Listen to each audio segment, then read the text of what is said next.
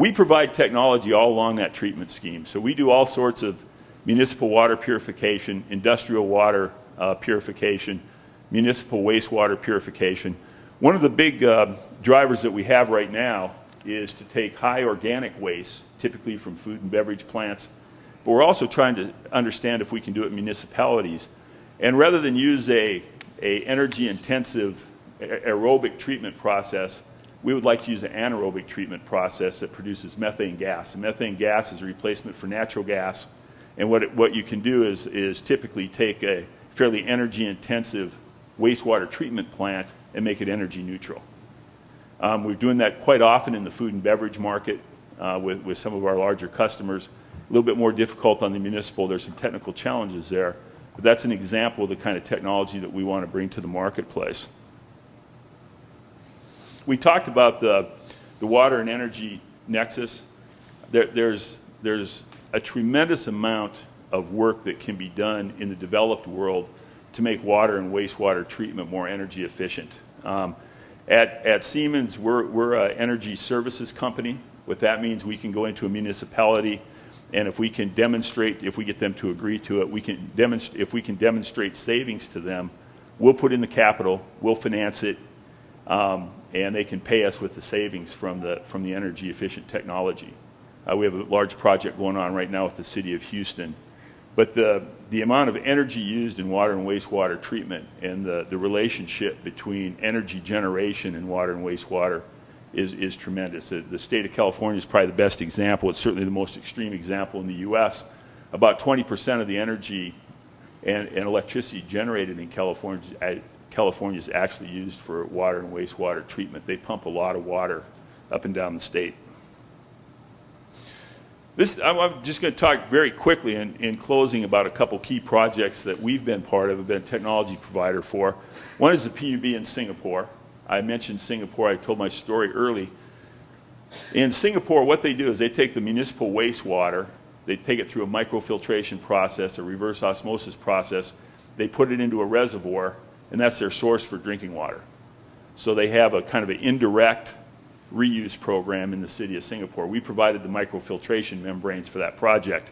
A lot of people don't realize it, but in Orange County, the wastewater is treated through a microfiltration system and then an RO. It's pumped down in the aquifer. In many parts of Orange County, Disneyland included, the drinking water comes from well sources. There's been millions and hundreds of millions and I think billions of gallons put into that aquifer now of treated water. So when you're in Southern California and you're pulling water from a well, you're pulling reused, recycled wastewater up. And we were the membrane provider for that technology. So we're the technology provider. That's how Siemens positions itself.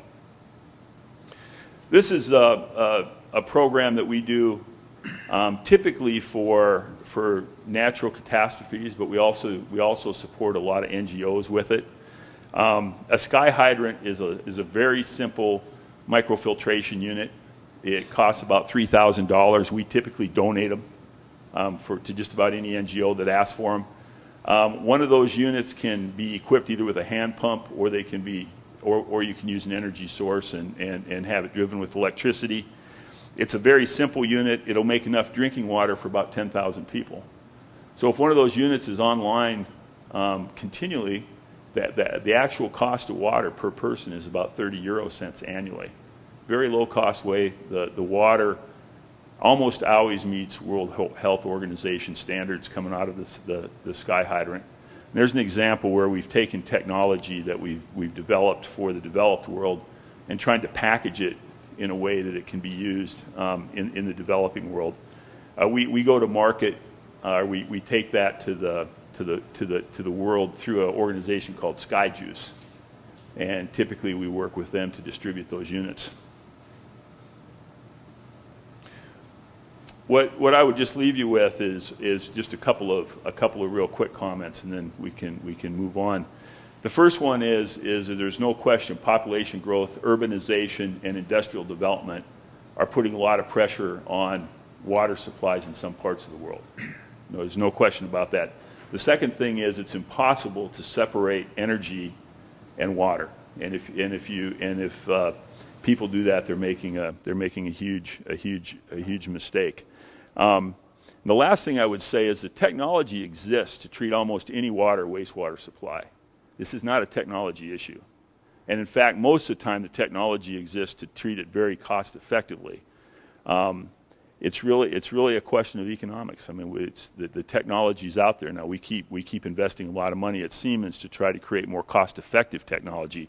But the technology we're creating isn't making more pure water. It's just trying to take the cost of purifying water down. So with that, I'll turn it over to Mustafa. Thank you.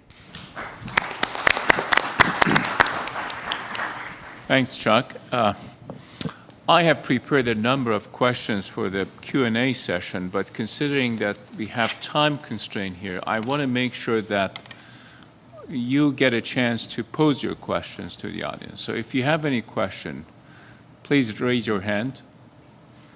And I would ask to make the question, not comment at this point, and a very brief question, please.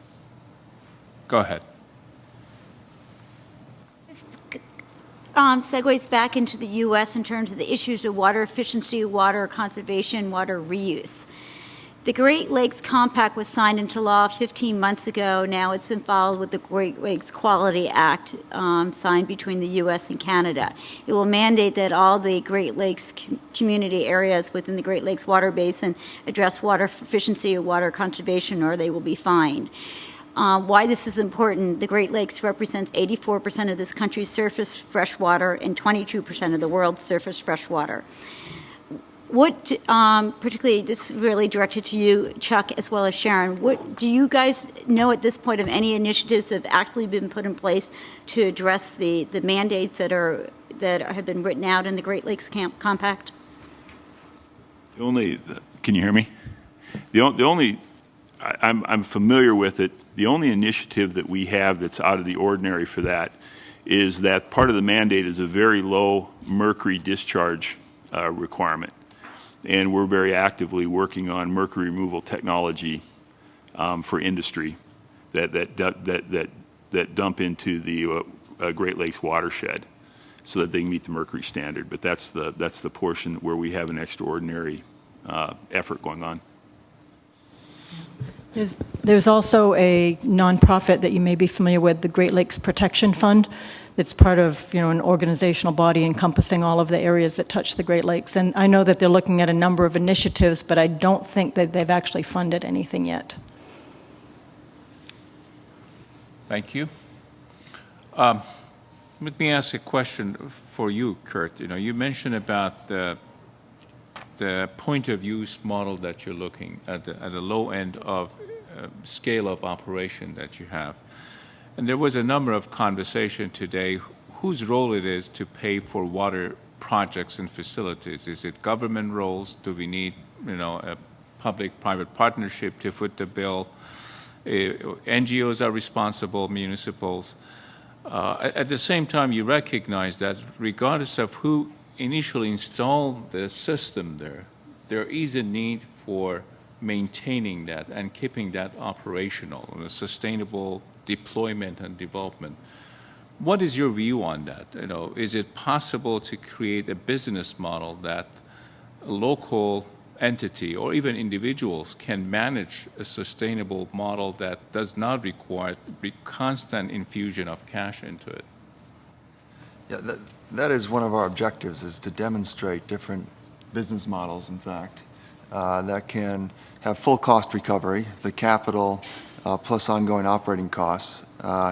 Doesn't mean that in certain situations and in certain parts where we're working, in many instances, there'll be some subsidy requirement to it, which government presumably would have some responsibility. If I bring an example, in Ghana, systems cost $50,000 apiece. The communities are paying 10% of that down. The water revenues collected over the expected time frame is 8 to 10 years. Will cover the operating costs as well as pay down the capital costs. And then the ownership of the center transfers to the village itself.